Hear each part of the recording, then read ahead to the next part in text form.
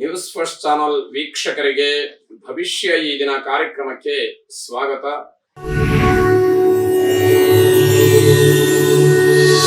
ಮೊದಲು ಮೇಷರಾಶಿ.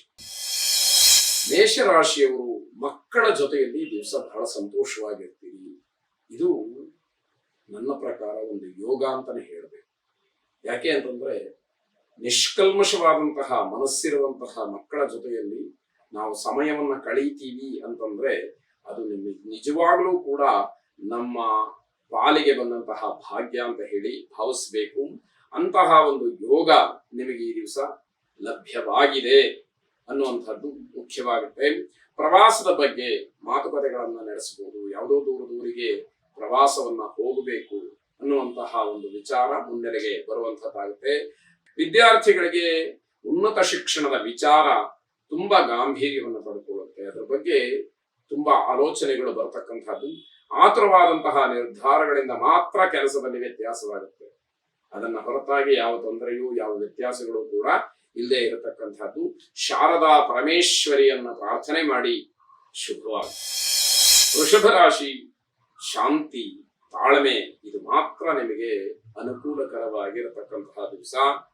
ಆತ್ಮಾವಲೋಕನದ ದಿನ ಅಂದ್ರೆ ತಪ್ಪಿಗೆ ಪ್ರಾಯಶ್ಚಿತ್ತ ಏನು ಅಂತ ಹೇಳಿ ಚಿಂತನೆಯನ್ನು ಮಾಡ್ತೀವಿ. ಹಿಂದೆ ನನ್ನಿಂದ ಯಾವ ತಪ್ಪಾಗಿದೆಯೋ ಅಥವಾ ನಾನು ಯಾವ ಕೆಲಸವನ್ನ ಮಾಡಬಾರದಾಗಿತ್ತೋ ಅದಕ್ಕೆ ಪ್ರಾಯಶ್ಚಿತ್ತ ಏನು ಅನ್ನುವಂತಹ ಪಾಪ ಪ್ರಜ್ಞೆ ಪುನಃ ನಿಮಗೆ ಕಾಡುವಂತಹದ್ದು.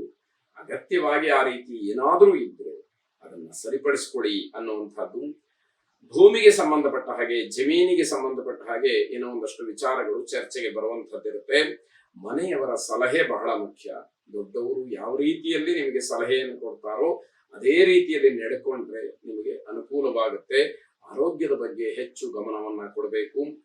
ಲಕ್ಷ್ಮೀ ನರಸಿಂಹಸ್ವಾಮಿಯನ್ನ ಪ್ರಾರ್ಥನೆ ಮಾಡಿ. ಉಗ್ರಂ ವೀರಂ ಮಹಾವಿಷ್ಣುಂ ಜ್ವಲಂತಂ ಸರ್ವತೋಮುಖಂ ನೃಸಿಂಹಂ ಭೀಷಣಂ ಭದ್ರಂ ಮೃತ್ಯುಂ ನಮಾಮ್ಯಹಂ ಎಂಬುದಾಗಿ 12 ಸಲ ಅದನ್ನ ಪಠನೆ ಮಾಡಿ ಶುಭವಾಗಿ. ಮಿಥುನ ರಾಶಿ. ಧಾರ್ಮಿಕ ಚಿಂತನೆಗಳಿಂದ ನಿಮ್ಮ ತಪ್ಪಿನ ಅರಿವಾಗಬಹುದು.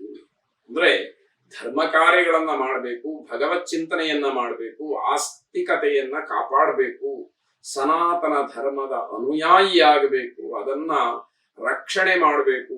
ಈ ರೀತಿ ಎಲ್ಲ ಆಲೋಚನೆಗಳು ಒಂದು ಭಾಗವಾದ್ರೆ ಭಗವಂತನನ್ನ ಕುರಿತು ಜಪ ಮಾಡಬೇಕು, ಪೂಜೆಯನ್ನು ಮಾಡಬೇಕು, ಹೋಮ ಹವನಗಳನ್ನ ಮಾಡಬೇಕು, ಭಜನೆಯನ್ನು ಮಾಡಬೇಕು, ಧ್ಯಾನ ಮಾಡಬೇಕು ಅನ್ನುವಂಥದ್ದು ಮತ್ತೊಂದು ಭಾಗ. ಈ ಎರಡೂ ಅಂಶಗಳು ಒಟ್ಟಿಗೆ ಸೇರಿದಾಗ ಧಾರ್ಮಿಕ ಗಟ್ಟಿತನ ನಿಮ್ಮಲ್ಲಿ ಮೂಡುವಂಥದ್ದಾಗಿದೆ. ಆಗ ನಿಮ್ಮ ತಪ್ಪಿನ ಅರಿವು ನಿಮಗೆ ಆಗ್ತಾ ಹೋಗುತ್ತೆ. ಇಷ್ಟು ದಿವಸ ನಾನು ಯಾವ್ಯಾವ ತಪ್ಪುಗಳನ್ನೆಲ್ಲ ಮಾಡಿದೆ, ಇದೆಲ್ಲವೂ ಕೂಡ ನನಗೆ, ನನ್ನ ಪರಿವಾರಕ್ಕೆ, ನಮ್ಮ ಸಮಾಜಕ್ಕೆ, ಇಡೀ ಜಗತ್ತಿಗೆ ವಿರುದ್ಧವಾದಂತಹ ನಿರ್ಧಾರಗಳು, ಕೆಟ್ಟ ಕೆಲಸಗಳು, ತಪ್ಪಿನ ಅಂಶಗಳು ಅಂತ ಹೇಳಿ ನಿಮಗೆ ತಿಳಿಯುವಂಥದ್ದಾಗತ್ತೆ. ದೈನಂದಿನವಾದಂತಹ ಕೆಲಸ ಕಾರ್ಯಗಳಿಗೆ ಮಹತ್ವ ಸಿಗ್ತಕ್ಕಂಥದ್ದು. ಮನೆಯಲ್ಲಿ ಶುಭ ಕಾರ್ಯಗಳ ಒಂದು ಚರ್ಚೆ ಆಗತ್ತೆ.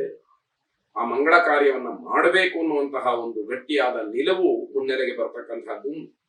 ವಿಶ್ರಾಂತಿ ಇಲ್ಲದೆ ದುಡಿಮೆಯನ್ನು ಮಾಡಬೇಕು, ನಿರಂತರವಾಗಿ ಕಷ್ಟಪಡಬೇಕು, ಆ ಪರಿಶ್ರಮದಿಂದಲೇ ನಾನೆಲ್ಲವನ್ನು ಗಳಿಸಬೇಕು ಅನ್ನುವಂತಹ ಭಾವನೆ, ಚಿಂತನೆ ಮನಸ್ಸಿನಲ್ಲಿ ಮೂಡುತ್ತೆ. ವ್ಯಾಪಾರದಲ್ಲಿ, ವ್ಯವಹಾರದಲ್ಲಿ ಅನಿರೀಕ್ಷಿತವಾದಂತಹ ಲಾಭ. ಮಾತಿನಿಂದ ಬೇರೆಯವರನ್ನ ಕಟ್ಟಿ ಹಾಕಬೇಡಿ. ನೀವು ಆಡ್ತಕ್ಕಂತಹ ಮಾತಿಗೆ ದಾಕ್ಷಿಣ್ಯಕ್ಕೊಳಗಾಗಿ ಬೇರೆಯವರು ಸಮಸ್ಯೆಯನ್ನ, ಕಷ್ಟವನ್ನ ಅನುಭವಿಸುವಂಥದ್ದು ಬೇಡ. ವಿಶೇಷವಾಗಿ ಜಗನ್ಮಾತೆಯನ್ನ ಪ್ರಾರ್ಥನೆ ಮಾಡಿ ನಿಮಗೆ ಶುಭವಾಗಿ. ಕರ್ಕಾಟಕ ರಾಶಿ. ಯಾವುದೇ ಕೆಲಸಗಳು ಬಾಕಿ ಇದ್ರು ಅದನ್ನ ಪೂರ್ಣ ಮಾಡುವಂತಹ ಪ್ರಯತ್ನಗಳನ್ನೆರಲಿ, ಹಾಗೆ ಉಳಿಸ್ಕೊಳ್ಳುವಂಥದ್ದು ಬೇಡ. ಜಗಳ, ಮನಸ್ತಾಪ ಯಾವುದೂ ಕೂಡ ಈ ದಿವಸ ಬೇಡ ಅನ್ನುವಂತಹದ್ದು. ಸ್ವಚ್ಛತೆಗೆ ಆದ್ಯತೆಯನ್ನ ನೀಡಬೇಕಾದಂತಹದ್ದು.